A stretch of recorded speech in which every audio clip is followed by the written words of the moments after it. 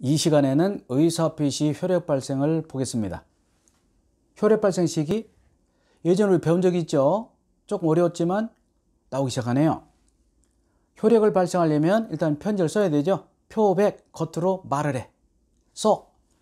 표백하고 붙이고 도착해서 읽습니다. 표백, 발신, 도달, 요지. 이 중에서 우리나라는 무슨 주의라고 했습니까? 도달주의. 요지주의가 아니라는 거. 요지는 무슨 뜻이라고 했습니까? 읽어서 알았다, 읽어서 끝냈다. 그때가 아니라 도달주의다. 상대 없습니다. 또 나왔습니다. 외우지 않은 분은 외우시기 바랍니다. 외우세요. 제가 외우지 않은 것이 이유가 있습니다. 유제포, 유언, 재단법인 설립, 소유권 포기는 상대방 없습니다. 여기는 상대가 없기 때문에 도달 필요 없어. 따라서 무엇을 끝하죠? 표백으로 끝납니다. 편지 쓰면 돼, 유언장. 그래서 상대가 없는 경우는 유제포고, 유제포는 표백주의. 역시 교재 8쪽에서 배운 적이 있죠.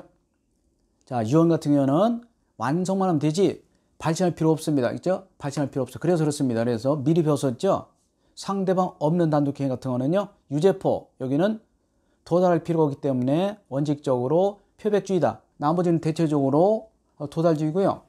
근데 특별한 경우는 또 이 발신주의도 있습니다. 바로 제가 해놨습니다. 좀 더 보도록 하고요. 요지라는 것은 종료, 완료, 끝냈다. 그런 뜻이 되겠고요. 도달의 개념도 중요합니다. 도달이 뭐냐? 우리 생각 좀 다릅니다. 도달은 상대방이 읽어볼 수 있는 상태인데 그것이 잘못 생각하면 편지를 뜯어보기 직전이냐 아니냐. 그렇지 않습니다. 우표 하나에 투입된 때를 도달 봅니다. 우리 생각도 빠르죠? 건물 신축과 비슷해요. 자, 보이죠? 도달이란 것은 편지가 우표 하나에 투입된 때 함께 사는 가족이 교부된 때입니다. 신랑이 온 편지를 부인이 받았는데 깜빡하고 유럽 갔습니다. 도달 봅니다. 신랑이 전해주지 않아도 그런 일이 되겠고요. 다만 정당 이유 없는 수령 거절도 도달 봅니다. 우리가 편지가 오면 뜯어보죠. 궁금하잖아요. 근데 최근에 둘이 막 싸웠습니다. 그래서 뭐가 올 것 같아? 내용 증명 같은 거 올 것 같으니까 수령 거절 안 받겠다. 내용 이미 알고 있죠? 그런 것은 도달 봅니다. 중요한 것이 우표 하나에 투입 도달이라는 거 바로 봅니다만은 아파트는 또 다릅니다. 아파트는 우표 하나 투입구가 조밀하기 때문에 그 경우는 안 돼요. 일반적인 단독주택 같은 경우는 우편함 투입이 도달이다 보시면 되겠고요. 실제로 본인에게 도달료 묻지 않습니다. 도달주 원칙은요, 간격 떨어져 있던 가까이 있던 묻지 않습니다. 멀리 있던 가까이 있던. 특히 이때 격지자냐 멀리 있느냐 대화적 구별은 거리가 아니라 시간 개념이죠. 그럼 요즘은 거기다가 시간적으로 0.00 몇 초에 들어가잖아요. 메일, 카톡, 문자 보세요. 그래서 요즘 거기다가 격지라는 개념이 없다고 보시면 되겠습니다. 예외가 아닌 한. 격이라는 것은 간격, 떨어져 있는 사람 간에 땅이 떨어져 있어요. 간격, 격리, 떼놔, 격리. 격자 어렵죠. 그래서 격이라는 것은 서로 떨어져 있는 사람이다. 그런 뜻이 되겠습니다. 자, 다시 한번 도달이라는 것은 편지꽂이에 들어갈 때 우편함에 투입될 때 도달 본다는 거. 그러나 이유 없는 수령 거절은 도달로 간주한 얘기 되겠습니다. 자, 보이죠? 2019년에도 시험 나온 적이 있습니다. 여기가 중요하죠. 편지를 붙였네요. 도달 전에는 언제든지 처리할 수 있습니다. 그리고 편지를 붙이고 처리할 때는 편지가 들어가기 전에 처리해야 되지. 이미 들어가면 안 돼요. 도달되었기 때문에 그렇죠. 근데 더 중요한 것이 일단은 발신 후 도달 전에 처리할 수 있고요. 이 철회는 반드시 의사표시보다 먼저 도달해야 돼요. 도달이 원칙이기 때문에 불착이나 연착, 편지가 안 들어갔어요. 늦었습니다. 불착, 연착은 다 누구의 불이익이다? 표의자 불이익이 됩니다. 편지가 도달하지 않았네. 늦게 들어간 다 붙인 사람 책임이다. 도달할 때까지는 내가 책임이다. 편지가 도착하지 않았다, 늦었다, 다 붙인 사람의 책임이다. 불착, 연착은 표의자 불이익이다. 그리고 중요한 것이 디귿입니다. 디귿. 너무 많이 나왔죠? 편지를 붙인 후, 자, 의사를 바란 후 사망해도 혈액은 그대로 발생합니다. 이게 중요하죠? 우리 생각과 많이 달라요. 우리 일반적으로 제가 집에 있습니다. 아버지가 부르더라고 평일날인데 막내야 편지 붙여라. 아버지 편지를 가지고 우체국서 등기를 붙여왔더니 그 사이에 돌아가셨더라고요. 그러면 아버지 의사표시 혈액 있어 없어요? 있습니다. 누가 이행해야 될까? 아들, 딸이 이행해야 돼요. 상속인들이 아버지 뜻을 따라야 됩니다. 시험이 많이 나오죠. 자, 편지를 붙이고 죽어도 혈액은 그대로 발생한다. 영향이 없다. 무슨 소리죠? 혈액이 그대로 발생한다. 이것이 정말 시험에 많이 나왔습니다. 편지를 붙이고 사망해도 혈액은 그대로 발생한다. 굉장히 중요하다. 알아두시기 바라고요. 판례를 좀 보시겠습니다. 도달 뜻, 도달. 사회관념상 알 수 있는 상태죠.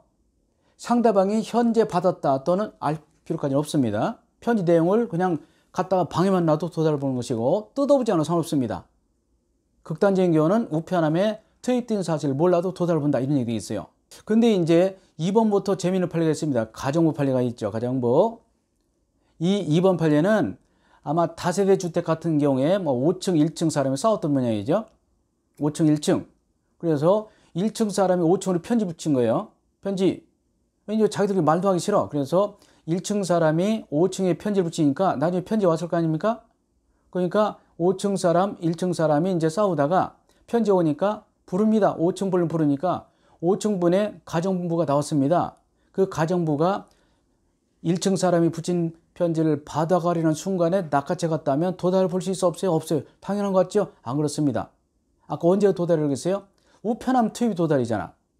우편함 투입이 도달인데 우편함 투입 단계를 지나서 마당을 거쳐서 왔거든요. 그렇다 하더라도 이런 게 도달이 아니다. 편지를 붙인 사람이 편지를 받을 사람의 가정부가 받고 그 자기 주인에게 갖다 주기 직전에 편지를 해줬다면 도달을 볼 수 없다. 그런 얘기 되겠어요. 그래서 앞으로 이 판례가 나오면 도달을 볼 수 없다. 이렇게 얘기하시면 돼요. 가정부 판례. 제가 알기로 파출 판례는 없는 것 같고요. 시험도 똑같이 나옵니다. 그래서 제가 색을 칠해놨죠. 명사를 보시면 결론을 아셔야 돼요. 명사를 보시면 가정부 판례는 도달이 아니다라고 보시면 되겠어요. 자, 특단의 사정이 없습니다. 그러면 아시죠? 내용증명과 등기우편물이요. 일단 발송만 되면 도달이 확실하죠. 그래서 내용증명이라든지 등기우편 같은 경우는 발송되고 반송되지 않으면 도달을 볼 수 있어 없어요? 있는데 이유가 있습니다. 이외에 이 판례가 4번 5번입니다. 여기에 채권량도 이런 걸 외우시는 분이 있어 상관없습니다. 아까 말씀드렸죠? 엽서가 아니라 일반 편지가 아니라 등기를 붙였습니다. 그러면 발송되고 반송되지 않으면 도달을 볼 수 있어 없어요? 있는데 아닌 경우 두 가지 있어요. 중요합니다. 채무자의 주소나 사무소가 아닌 동업자의 사무소에서 신원이 애매한 친구에 등기 배달되었다. 도달을 보지 않습니다. 채무자에게 전달이 돼야 되지 채무자의 동업자 사무소에서 그것도 누가 받았는지 모르겠다. 이런 도달이 아니라는 거. 등기도 마찬가지다. 또 여기 있죠. 밑에 판례 5번 보시면 편지 붙였습니다. 등기로.